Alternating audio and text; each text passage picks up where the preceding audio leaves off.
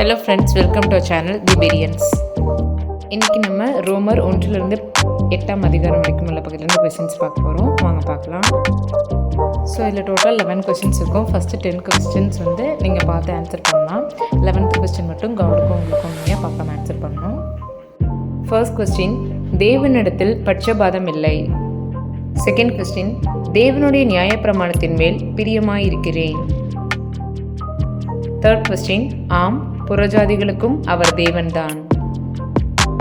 Fourth question, எவனுடைய பாவத்தை கர்த்தர் எண்ணாதிருக்கிறாரோ அவன் பாக்கியவான்.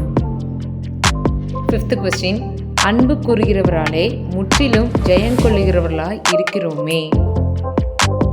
சிக்ஸ்த் கொஸ்டின், அவர் உயிர்த்தெழுதலின் சாயலிலும் இணைக்கப்பட்டிருப்போம். செவன்த் கொஸ்டின், ஒருவருடைய கீழ்ப்படிதலினாலே அநேகர் நீதிமான்களாக்கப்படுவார்கள். எய்த் கொஸ்டின், நீங்கள் நியாயப்பிரமாணத்திற்கு கீழ்ப்பட்டிராமல் கிருபைக்கு கீழ்ப்பட்டிருக்கிறபடியால் பாவம் உங்களை மேற்கொள்ள மாட்டாது. நைன்த் கொஸ்டின், தேவனே அவர்களை நீதிமான்களாக்குகிறவர். 10th கொஸ்டின், தேவனை அறியும் அறிவை பற்றி கொண்டிருக்க அவர்களுக்கு மனதில்லாதிருந்தபடியால் தகாதவைகளை செய்யும்படி தேவன் அவர்களை கேடான சிந்தைக்கு ஒப்பு கொடுத்தார். நெக்ஸ்ட் நம்மளோட ஃபைனல் 11th ஸ்பெஷல் கொஸ்டின், அது அவனுக்கு நீதியாக எண்ணப்பட்டது, இதில் அவன் என்பது யார்?